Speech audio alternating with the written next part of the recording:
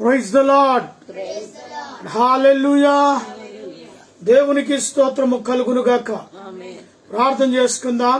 తలలో వంచుకుంటే మహాపరిశుద్ధుడైన ప్రేమ కలిగిన తండ్రి, సాయంకాలం వేళలో ప్రత్యేకముగా నీ సన్నిధిలో చేరి నిన్ను స్తుతించుటకు ఆరాధించుటకు ఇచ్చిన సమయాన్ని బట్టి వందనాలు, కృతజ్ఞతాస్తుతులు చెల్లిస్తున్నాం. మా పని పాటల్లోనైనా క్షేమాన్ని మీరు మాకు అనుగ్రహించి క్షేమంగా గృహానికి నడిపించినందుకు స్తోత్రాలు. ప్రత్యేకంగా ఈ లైవ్ లో పాలు పంపులు పొందుతున్న బిడ్డలను బట్టి, కూడి వచ్చిన బిడ్డలను బట్టి ప్రభు మీరు జ్ఞాపకం చేసుకునండి.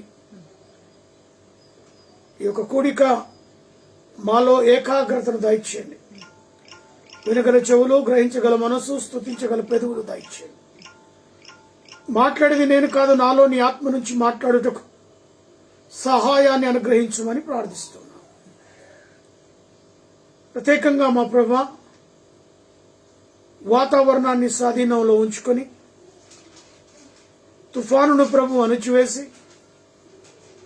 అనేకమైన ప్రాంతాల్లో నష్టపోతున్న బిడ్డలను బట్టి ప్రార్థిస్తున్నాం. వాగుల ద్వారా మరి ఎంతో వ్యవసాయ పంట నష్టం, ఇళ్ళు అనేకము రీతిగా ప్రాణహాని, ఇవన్నిటికీ కారణం భయంకరమైన తుఫాన్. ఈ యొక్క తుఫాన్ను ప్రభు నీ స్వాధీనంలో అదుపులో ఉంచుకోమని ప్రార్థిస్తున్నాను. ఇక్కడ చేరువచ్చిన ప్రతి బిడ్డను దీవించి ఆశీర్వదించగలరు. యేసు నామములో అడిగి వేడుకుంటున్నాను తండ్రి. పాట పాడుకుందాం. కుతూహల మార్బాటమే నా యేసుని సన్నిధిలో, కుతూహల మార్బాటమే నా యేసుని సన్నిధిలో, ఆనందమానందమే నా యేసుని సన్నిధిలో, ఆనందమానందమే నా యేసుని సన్నిధిలో, కుతూహల మార్బాటమే నా యేసుని సన్నిధిలో. పాపమంత పోయెను, రోగమంత తొలగెను యేసుని రక్తములో, క్రీస్తునందు జీవితం, కృప ద్వారా రక్షణ, పరిశుద్ధాత్మలో. పాపమంత పోయెను, రోగమంత తొలగెను యేసుని రక్తములో, క్రీస్తునందు జీవితం, కృప ద్వారా రక్షణ, పరిశుద్ధాత్మతో,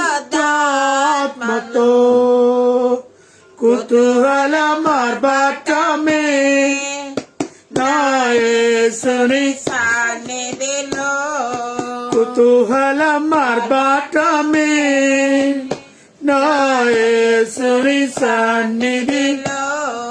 దేవాది దేవుడు ప్రతిరోజు నివసించే దేవాలయం నేను, ఆత్మలోని దేవుడు గుర్తించే నన్ను అద్భుతమే.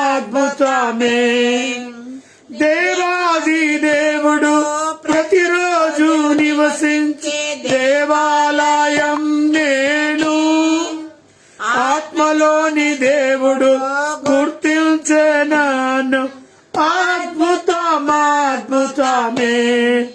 కుతూహల మార్బాటమే నా యేసుని సన్నిధిలో, కుతూహల మార్బాటమే నా యేసుని సన్నిధిలో. శక్తినిచ్చు యేసు, జీవమిచ్చు యేసు, జయముపై జయమిచ్చును. ఏకముగా కూడి హోసన్న పాడి ఊరంతా చాటెదాము. శక్తినిచ్చు యేసు, జీవమిచ్చు యేసు, జయముపై జయమిచ్చును. ఏకముగా కూడి హోసన్న పాడి ఊరంతా చాటెదాము. కుతూహల మార్బాటమే నా యేసుని సన్నిధిలో. కుతూహల మార్బాటమే నా యేసుని సన్నిధిలో. బూరాధ్వనితో పరిశుద్ధులతో యేసు రానయ్యుండే. ఒక్క క్షణములోనే రూపాంతరం పొంది మహిమలో ప్రవేశిద్దాం. బూరాధ్వనితో పరిశుద్ధులతో యేసు రానయ్యుండే. ఒక్క క్షణములోనే రూపాంతరం పొంది మహిమలో ప్రవేశిద్దాం. కుతూహల మార్బాటమే నా యేసుని సన్నిధిలో. కుతూహల మార్బాటమే నా యేసుని సన్నిధిలో. ఆనందమానందమే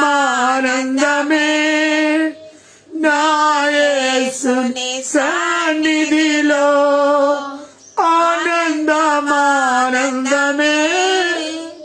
నా యేసుని సన్నిధిలో. కుతూహల మార్బాటమే నా యేసుని సన్నిధిలో. హల్లెలూయా, హల్లెలూయా. దేవునికి స్తోత్రము కలుగును గాక. దేవుని బిడ్డలకు ప్రభు పేరట ఆయన మాటలు వింటున్న ప్రతి వారికి ప్రభు పక్షాన మా పక్షాన వందనాలు తెలియజేస్తూ ఉన్నా. మీ యొక్క కాస్త అమూల్యమైన సమయాన్ని కాస్త దేవుని వైపు మీ గురి ఉంచినట్టయితే దేవుడు సూటిగా మీతోనే మాట్లాడతాడు. ఆయన మాట్లాడే దేవుడు, ఆదరించే దేవుడు, ఓదార్చే ప్రభు అయి ఉన్నాడు. ఎవరికి ఏ కష్టం ఉన్నదో, ఎవరికి ఏ బాధ ఉన్నదో కానీ ఆయనకు అన్నీ తెలుసు. భయంకరమైన పరిస్థితిలో గత 3, 4 రోజులు 5 రోజులుగా ఎంతో వర్షముతో ప్రాణాలను కోల్పోయిన వారున్నారు. ఇళ్ళు కోల్పోయిన వారున్నారు. చక్కటి ఇళ్ళు కట్టుకొని కూడా వాటిలో నివసించలేని పరిస్థితిలో ఆ వాటర్ అంతా కూడా ఇళ్లలోకి వెళ్ళిపోయింది. ప్రత్యేకంగా మరి ఆదిలాబాద్, నిజామాబాద్, ఆర్మూర్, వరంగల్, సిద్దిపేట్ చెప్పుకుంటూ పోతే ప్రతి జిల్లాలోనూ, ప్రతి గ్రామంలోనూ, ప్రతి పట్టణంలోనూ ఇదే పరిస్థితి దాపురించింది. 2 తెలుగు రాష్ట్రాల్లో కూడా భయంకరమైన తుఫాను. మహారాష్ట్ర మరి ఏ ప్రాంతాన్ని ఈ ప్రాంతాన్ని అని మాత్రం వదిలిపెట్టట్లేదు. చాలా నష్టాన్ని చవిచూస్తూ ఉన్నాం. బాధకరం, దుఃఖకరం, ఆయాసకరం. కానీ ఒకటే తెలుసు, ప్రభువునందు ప్రార్థన చేయడం, వారికి సహాయము, వారికి కావలసిన రక్షణ ఉన్న సిచ్యువేషన్ బట్టి వారి యొక్క కాపుదల, భద్రత దేవుడు వారికి కలిగించాలని, ఆరోగ్యం ఇస్తూ రకరకాలైన డెంగ్యూ వ్యాధులని, కరోనా వైరస్లని, వ్యాధుల చేత పట్టి పీడిస్తూ అనేకులు హాస్పిటల్లో అడ్మిట్ అవుతా ఉన్నారు. కొన్ని హాస్పిటల్ అయితే వాటర్లోనే ఉండిపోయాయి. కొన్ని హాస్పిటల్లోకి కూడా వెళ్ళలేని పరిస్థితి. గర్భిణీ స్త్రీలైతే మరీ దారుణమైన పరిస్థితిలో ఉంటూ ఉన్నారు. ఏది తలంచుకుంటే అంత దుఃఖకరం, ఆయాసకరమే. వీటికన్నిటికీ జవాబిచ్చువాడు ఆయనే. ఆయన సన్నిధిలో మనం ప్రార్థన చేయాలని, ఆయన సన్నిధిలో మొరపెట్టాలని ప్రభు పేరిట మనవి చేస్తున్నాను. యెషయా గ్రంథం 11వ అధ్యాయంలో మొన్నటి రోజు మనం ధ్యానిస్తూ ఆగిపోయాం. మరి ఆ మాటలు తిరిగి నెమరు వేసుకుందాం. రక్షణ విషయంలో స్థిరస్థానం అని ఆయన మనకు చూపించిన మాటలు అపోస్తలుడైన పౌలు. ఇక్కడ యెషయా గ్రంథంలో 11వ అధ్యాయం 3-4 వచనాలు కలిసి ఉంటాయి. అవి చదువుకుందాం. యెహోవా భయము అతనికి ఇంపైన సువాసనగా ఉండును. చూసారా, కంటి చూపును బట్టి భయము ఆ వ్యక్తికి ఇంపైన సువాసనగా మారింది. మనం భయపడుతున్నాం. వాతావరణానికి, వస్తున్న పరిణామాలకి, చుట్టుకున్న తుఫానికి భయాందోళనలో మనం ఉంటూ ఉన్నాం. కానీ భక్తుడు అంటున్నాడు, యెహోవా భయము అతనికి ఇంపైన సువాసనగా ఉండును. దేవుని యందు భయముతో ఉన్న వారికి ఎటువంటి మేలులు కొదువ కావు. ఆయన నా యొక్క రక్షించే పాత్ర ఆయనది. భక్తుడు అంటున్నాడు, ఆయన భయము నాకు ఇంపైన సొగస్సు అని. సువాసనగా ఆ భయం అలా ఆవరించింది ఆయనకి. ఆ తర్వాత చూడమ్మా, కంటి చూపును బట్టి అతడు తీర్పు తీర్చాడు. కంటి చూపును బట్టి అతడు తీర్పు తీర్చడు. తాను వినుదానిని బట్టి విమర్శన చేయడు. నీతిని బట్టి బీదలకు తీర్పు తీర్చను. చూసారా, కొందరు ఒకరిపైన ఒకరు చాడీలు చెప్తారు. వీడిట్ట, వాడట్ట, వీని పరిస్థితి ఇది, వాని పరిస్థితి ఇది. ఒకరి మీద ఒకడు కొండాలు చెప్తూ ఉంటారు. అవేవి వినేవాడు కాడు. సాక్షాత్తు ఆయన చూడగల నేత్రములు కలవు, వినగల చెవులు కలవు. ఒకరి సాక్ష్యము ఆయన వినడు. ఒకరి కొండాలు ఆయన వినే దేవుడు కాడు. అలా వినే దేవుడు అంటే ఒకరి మీద ఒకడు కొండాలు చెప్తూనే వెళ్తారు లోకంలో. వాటిని లక్ష్య పెట్టే దేవుడు కాడు. కాబట్టి కంటి చూపును బట్టి అతడు తీర్పు తీర్చడు. కొందరుంటారు, ఇలా కన్ను చూపు ఇట్లా విసిరేస్తే చాలు, ఆ పోలీసు వాళ్ళది అదే. దొంగ దొరికాడు, వాని బాధించాలి అంటే ఆ ఎస్ఐ మాట్లాడుతూనే ఉంటాడు. వెనకాల 2 కానిస్టేబుల్ ఉంటారు. కంటితో సైగా ఎస్ఐ గారు ఇవ్వగానే ఆ వెనుకున్న వాళ్ళు అతన్ని వాడుకుంటారు. కంటి చూపుతో ఇలాంటి ఈడు, అలా అంటే ఆడు. అలా ఇద్దరు కూడా ఆ వ్యక్తిని గగ్గోలు పెట్టిస్తూ ఉంటారు. అలాంటి కార్యాన్ని కూడా చేయడు నా ప్రభు. కంటి చూపుతో చేసే ఇషారాలను గమనిస్తాడు. మరి తను విను వాటిని బట్టి కొండలు చెప్తారు. ఇది విన్నాను, ఈయన ద్వారా అది విన్నాను, ఆయన ఇలాంటి చూడంట, ఈయన ఇలాంటాడంట. వాటిని బట్టి కూడా విమర్శన చేయడు. నువ్వు సరైనడో కాదంటగా, నీ గురించి ఒక వాడు వీడంతా చెప్తున్నారు, మీ ఇంట్లోనే నీ సాక్ష్యం సరిగా లేదంట కదా. సరే, అది ఏది ఏమైనా ఆయన వినే దేవుడు కాడు. ఆయన కన్నారుగా చూస్తాడు, చెవులారుగా వింటారు, నోటారుగా మాట్లాడతాడు. ఎవరిదైనా ఇదే పరిస్థితి.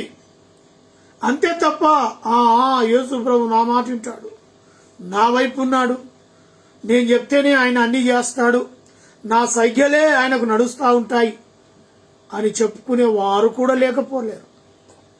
అలాంటి వారు కూడా వస్తారు. జాగ్రత్త.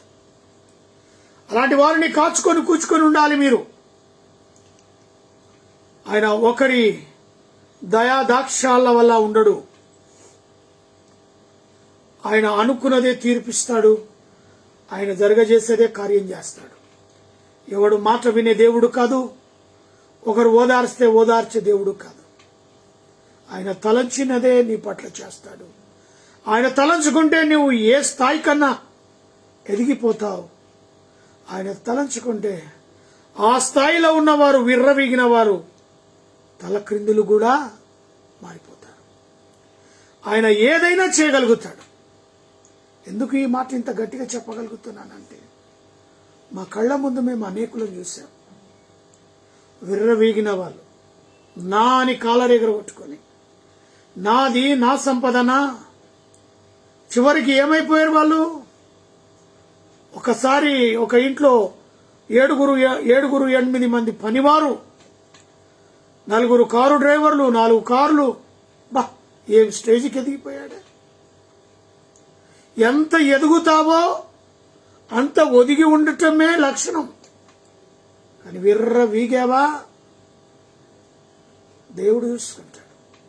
మానవులు ఎవరు చూడరు నిన్ను. ఏ దేవుడైతే నిన్ను ఉన్నతంగా ఎదిగించాడో ఆ దేవునికి అధికారం ఉన్నది. ఆయన ఏదైనా చేయగలుగుతాడు.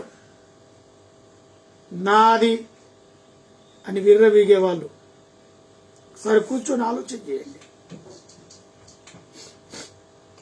తాను వినుదానుని బట్టి విమర్శన చేయడు.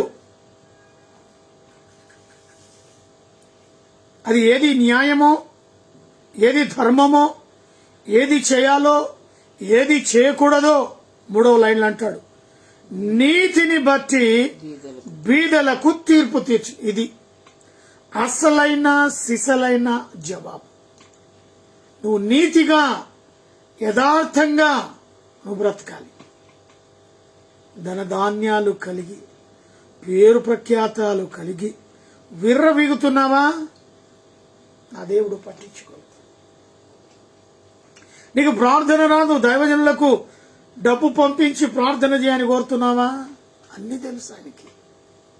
నువ్వు మాత్రం చర్చికి రావు, నువ్వు మాత్రం దేవునితో ఏకీభవించవు, నీవు మాత్రం నీ కుటుంబంలో కుడిక పెట్టుకోవు, నీవు మాత్రం నీ కుటుంబాల సభ్యులతో కలిసి ప్రార్థనలో గడపవు, వాక్యంలో గడపవు, ఆయనను స్తుతించవు, ఆరాధించవు, మహిమపరచవు. కానీ ఒకటి తెలుసు, నీ సంపదలలో కాస్త ద్రవ్యము దైవజనునికి ఇచ్చి ఆయన ద్వారా ప్రేర్ చేయించుకోవడం మాత్రం తెలుసు. ఇది ఎంతవరకు సమంజసం?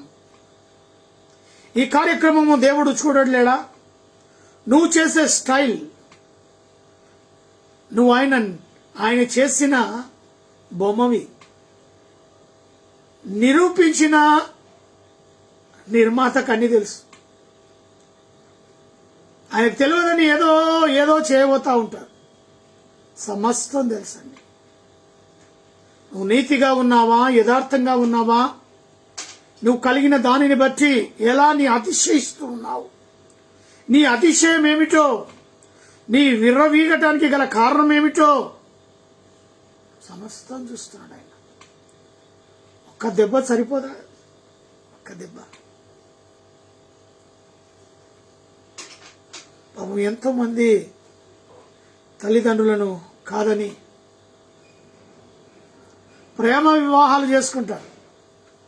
అందరూ అలా ఉంటారని కూడా నేను చెప్పలేను. ఇక కొందరి విషయం మాట్లాడుతున్నాను. వారి పరిస్థితి ఎలా ఉందో. ఒకడు డబ్బునే ప్రేమిస్తాడు, అమ్మాయిని ప్రేమించాడు. వాడికి డబ్బే కావాలి, వాడి జీవితంలో సర్వం డబ్బే. దేవుని దృష్టిలో నువ్వు ఎలా కనబడుతున్నావు? భార్యగా ఆమెను స్వీకరించావు, ఆమె చేయిలో చేయి వేసి ప్రామిస్ చేశావు. ఆమె జీవితకాలం అంతయు, ఆమె కష్టకాలం అంతయు అది నాదేగా భావిస్తూ ప్రతి దాంట్లో నేను ముందుగా ఉంటాను ఆమెతో.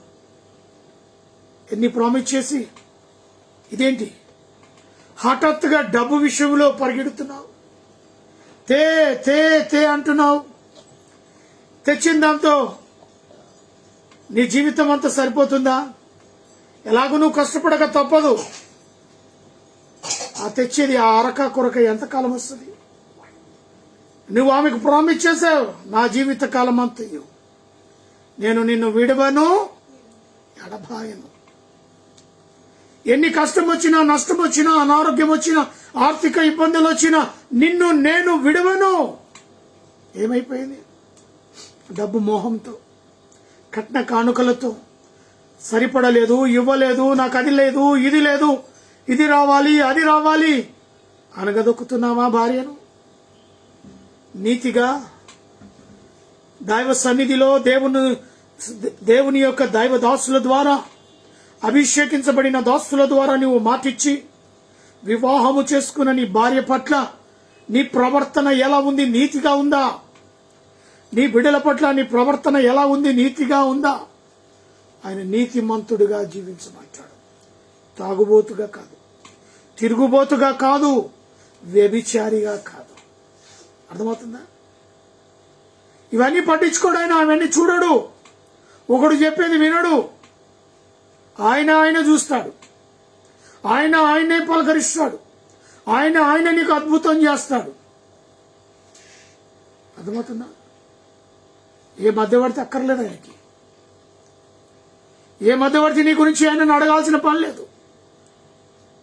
నీకు డైరెక్ట్ ముఖాముఖిగా సవాల్కు ప్రతి సవాల్ ఇస్తూనే ఉంటాడు. నువ్వు అడిగే ప్రశ్నకు జవాబు ఇస్తూనే ఉంటాడు. నువ్వు అడగటం ఆరంభించు, దూషించడం పక్కన పెట్టు. మొదట నువ్వెవరు అని ఆయనను ప్రశ్నించు, ఆయన నీకు ఉత్తరం ఇస్తాడు. ఎందుకంటే మొదటి వచనంలో ఉంది అదే అధ్యాయంలో. చూడమ్మా, యెషయా 11వ అధ్యాయం మొదటి వచనం. యెషయా మధ్య నుంచి చిగురు పుట్టును, వాని వేరులో నుండి అంకురము ఎదిగి ఫలించును.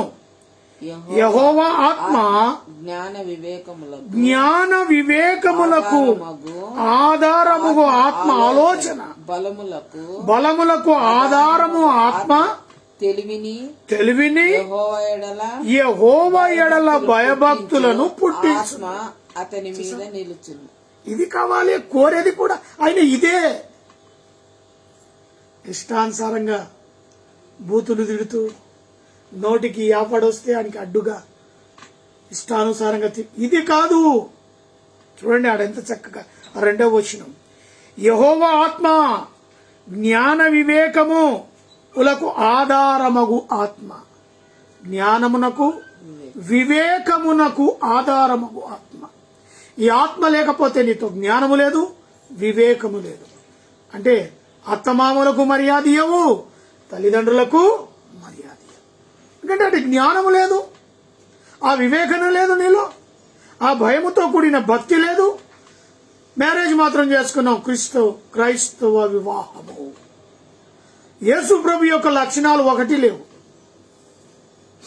కుటుంబంలో అన్నిటిలో ఘనమైనది కార్యం చేసుకున్నాక ఆయన ఇచ్చు ఆ తెలివి, ఆయన ఇచ్చు ఆ జ్ఞాన వివేకములు ఏమైపోయాయి? మొదట వాడిని ఇచ్చువాడు ఎక్కడి నుంచి వస్తాడట? యెషయా మధ్య నుంచి వచ్చాడు. ఆయనే ప్రభు అయిన క్రీస్తు. యేసు క్రీస్తు రక్షకుడు. ఆయన ఇవ్వటానికే వచ్చాడు. తెలివి తేటలు, లోకంలో బ్రతికే జీవితం ఎలా బ్రతకాలో, ఎలా జీవించాలో అర్థం కాదు కొందరికి. తానే వచ్చాడు, తానే వచ్చి జీవించాడు. ఒక తల్లి గర్భములో జన్మించి పుట్టి, ఆ తల్లి 9 మాసాలు మోసి కని పెంచి పెద్ద చేసి, ఆ బిడ్డకు ఎలా, నా బిడ్డలైన వారు ఎలా జీవించాలో, ఎలా బ్రతకాలో మనకంటే ముందు ఆయన ఈ లోకాల్లో జన్మించాడు, బ్రతికి చూపించాడు. తన వారిని ఆయన ఏకం చేశాడు, తన బిడ్డలను ఆయన ఏకం చేశాడు. అయినా అన్యాయమైన తీర్పును పొందాడు. ఎక్కడి నుంచి వచ్చాడు ఈయన? యెషయా మొద్దు నుంచి. అడ్రస్ లేకుండా రాలేదు ప్రియ నా దేవుని బిడ్డలారా. చరిత్రతో కలిగిన, చరిత్రకు ముడివేసుకొని బంధం కలిగిన క్రీస్తుగా అవతరించాడు. Address proof. అడ్రస్ లేకుండా రాలేదు. ఆయన మనల్ని, మన కుటుంబాలని, భార్య భర్తల మధ్యలో ఉన్న ఆ సత్ సంబంధాలు ఎలా నెలకొల్పాలో, ఎలా సరిచేయాలో, ఈ లోకంలో ఎలా జీవించాలో నేర్పడానికి ప్రభు అయిన యేసు వచ్చాడు.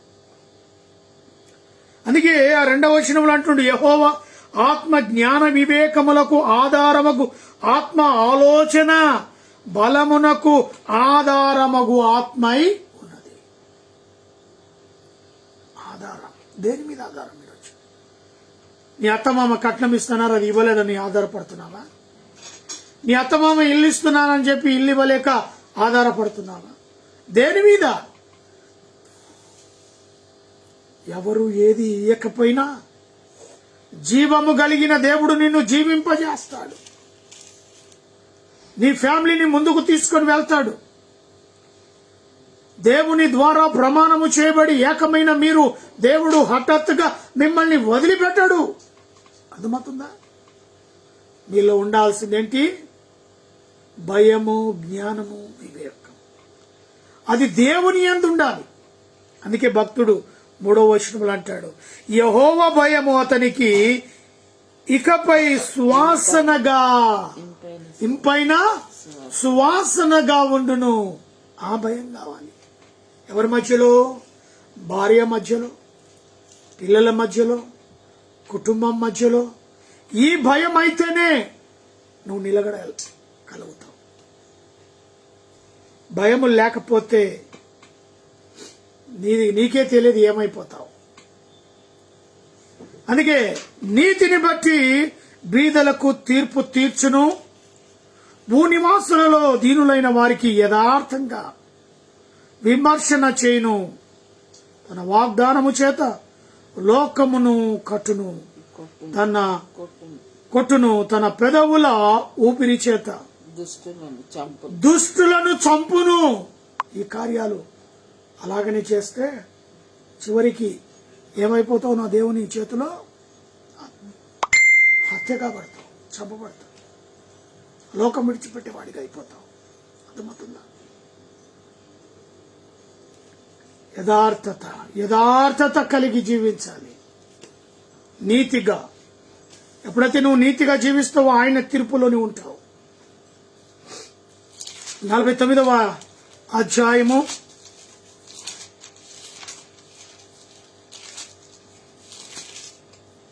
2వ వచనం, నా నోరు వాడిగల ఖడ్గము ఆయన చేసి ఉన్నాడు.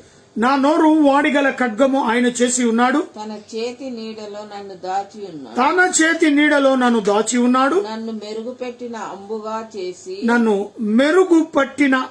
చేసి తన అంబల పొదిలో మూసిపెట్టి ఉన్నాడు. దేవునికి స్తోత్రం కలుగునుగాక. ఆయన చేతిలో ఉంటే ఇలాంటి భద్రత ఉంటుంది మనకి. ఆయన తీసుకుంటాడు మన మీద. ఏ భద్రత కలిగి ఉండాలి? నా నోరు వాడిగల ఖడ్గం ఆయన చేసి ఉన్నాడు. వాక్యం అనే ఖడ్గం వాడిగల. తన చేతి నీడలో నన్ను దాచి రెక్కల కింద ఆధారము. విడిచిపెట్టడం. విడిచిపెట్టే దేవుడే కాదండి. నువ్వైనా విడుచుకుంటే నేను చెప్పలేను కానీ ఆయన విడిచిపెట్టే దేవుడు. 3వ మాటగా 2వ కొరింథీయులు 6వ అధ్యాయము. కొరింథీయులకు అపొస్తలుడైన పౌలు కొరింథీయులకు రాస్తున్న పత్రిక 2వ కొరింథీయులకు రాస్తున్న పత్రిక 6వ అధ్యాయం 7వ వచనం. ప్రేమతోను సత్యవాక్యము చెప్పుట వలన దేవుని బలమును వలన కూడిన ఎడల నీతి ఆయుధము కలిగి. ఇక్కడ సత్యవాక్యమును మాట్లాడుట వలన దేవుని బలం ఎప్పటికీ సత్యవాక్యము చే నింపబడి ఉండాలి. దాని వలన ఏమవుతుందంట? సత్యవాక్యము దేవుని బలమును బలమును కుడి ఎడమల నీతి ఆయుధము కలిగి. చూసారా, సత్యవాక్యం మనం నీతిగా బ్రతకడం ఆరంభిస్తే కుడి ఎడమల ఆయన ఏం చేస్తాడు? ఆయన బలాన్ని ఇస్తాడు. కుడి ఎడమల ఆయన ఆత్మచేత ఆయుధము కలుగుతుంది. రక్షణ, ప్రొటెక్షన్ దేవుడిస్తాడు. చివరిగా హెబ్రీలకు రాస్తున్న పత్రిక 4వ అధ్యాయం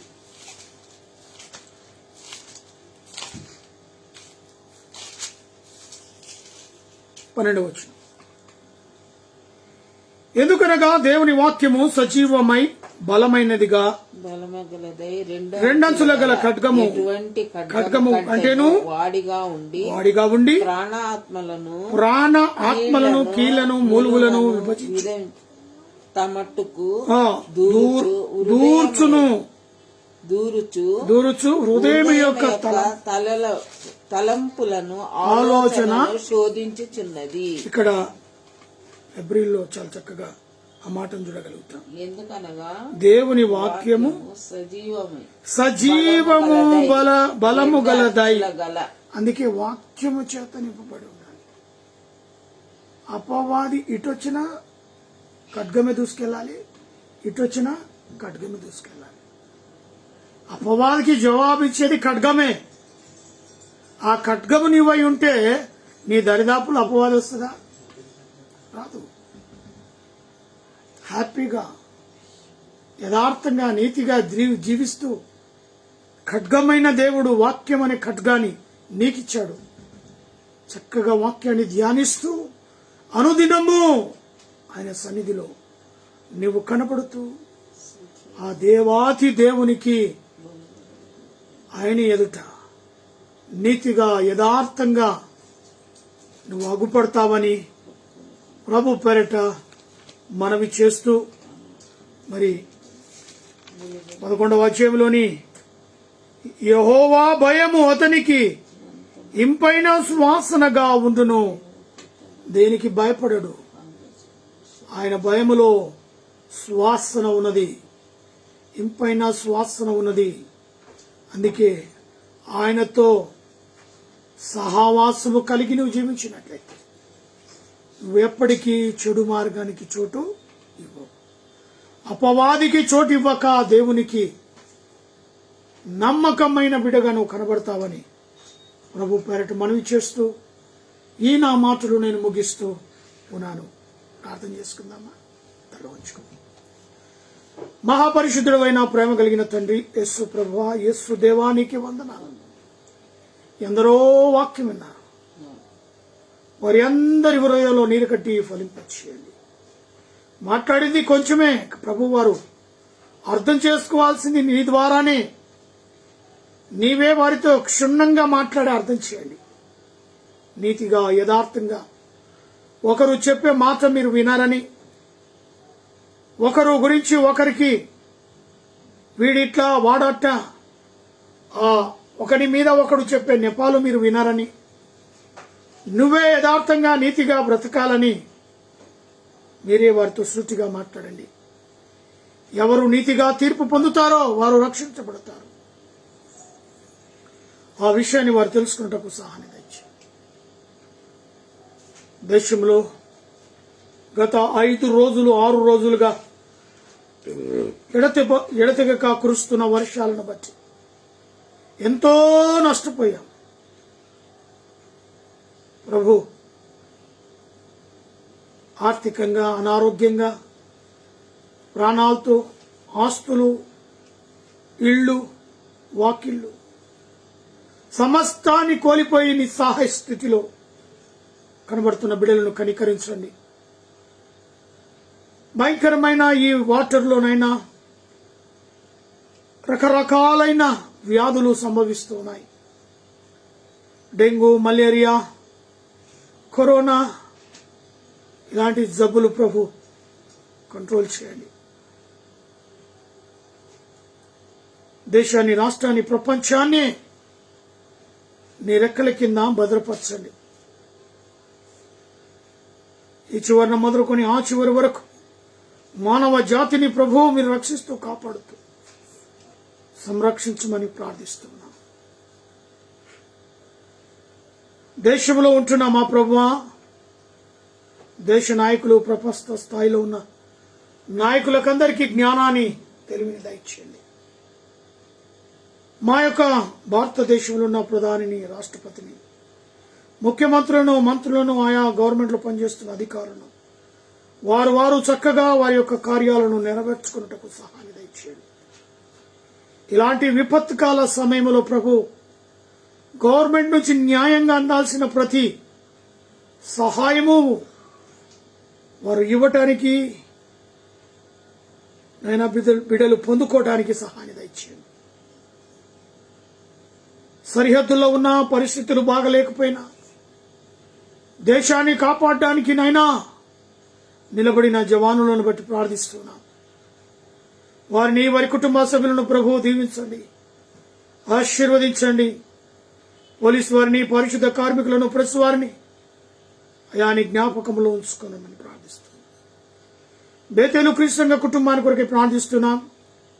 మా యొక్క తల్లిని, తండ్రిని, వృద్ధాప్యములో ఉన్న బిడ్డలను తండ్రిని ఆత్మచేత వారిని నింపి ఆరోగ్యమును, ఆయుష్నిస్తూ నీ కొరకు సాక్షులుగా ఆ బిడ్డలను నయనాన్ని పరిచయలో బహుబలముగా వాడుకొని మహిమ పొందమని ప్రార్థిస్తున్నాం. భారతీయ శ్రీబినహార్ బ్రదర్ అనుగ్రహించిన కుమార్తె, అల్లుడు, కుమార్ని దీవించి ఆశీర్వదించండి.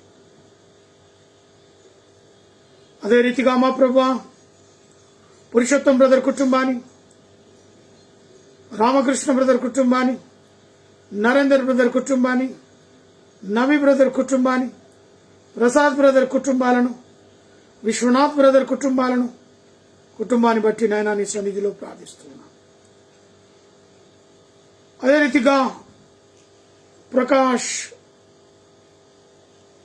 అమర్, అసాబ్, సుశీల, రోమన్ బ్రదర్ కుటుంబాలను, ప్రియాంక కుటుంబాన్ని, రాధా కుటుంబాన్ని, మనోహర్ భారతి కుటుంబాన్ని, ప్రసాద్ ఏస్తర్ కుటుంబాన్ని, ప్రభా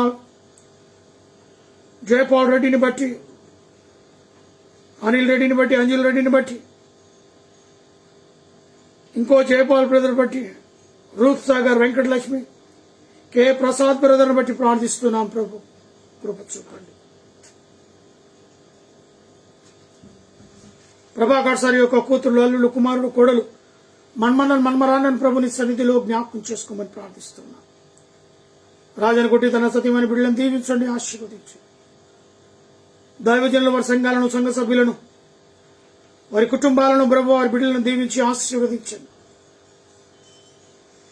రావడే కుటుంబాన్ని, ఫ్రాన్సై కుటుంబాన్ని, నెహమే బ్రదర్ కుటుంబాన్ని, సుమిత్ కుటుంబాన్ని, రొనాల్డ్, వెస్లీ కుటుంబాలను ప్రభు అని కృపలో జ్ఞాపకం చేసుకునండి. వారి పరిచర్యలను ప్రభు మెండర్గా దీవించండి. గద్వాల్ ప్రాంతంలో ఉంటున్న మా యొక్క రక్త సంబంధులను ప్రభు మీరు జ్ఞాపకం చేసుకునండి.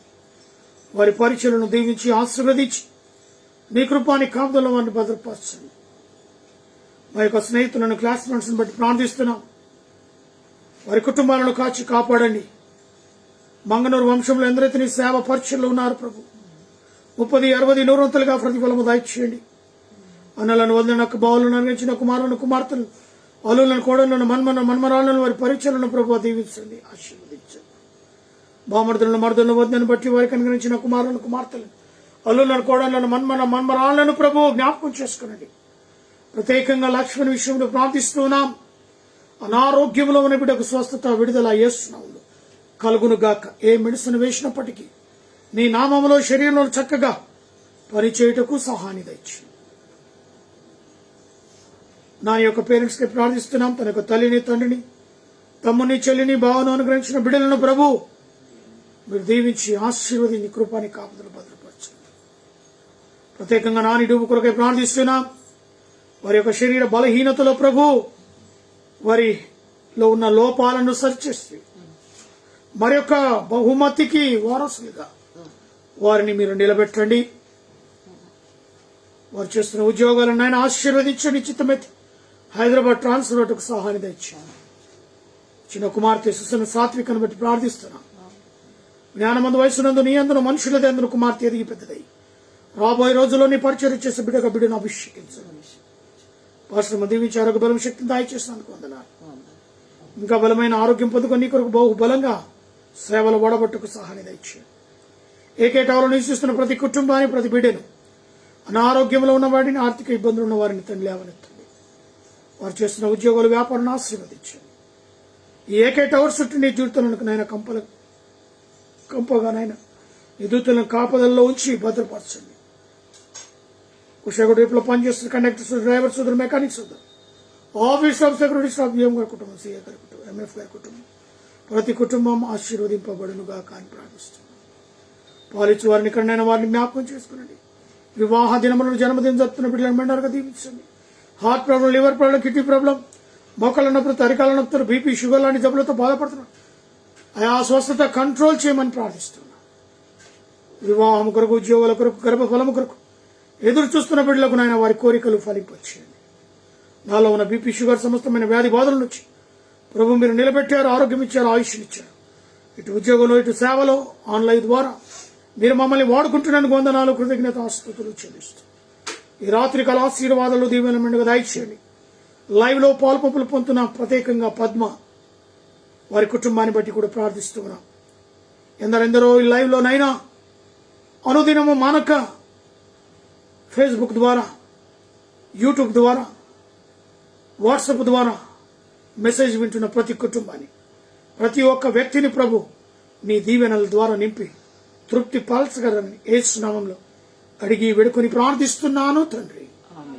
తండ్రి అయిన దేవుని ప్రేమ, కుమారుడైన యేసుక్రీస్తు కృప, పరిశుద్ధాత్మక అన్యోన్య సహవాసము సన్నిధి కూడిన మనకును సకల ప్రజలకు ఇప్పుడును ఎల్లప్పుడూ సదాకాలము తోడై నిడై ఉండునుగాక. Amen. Amen. Amen. Praise the lord. Hallelujah.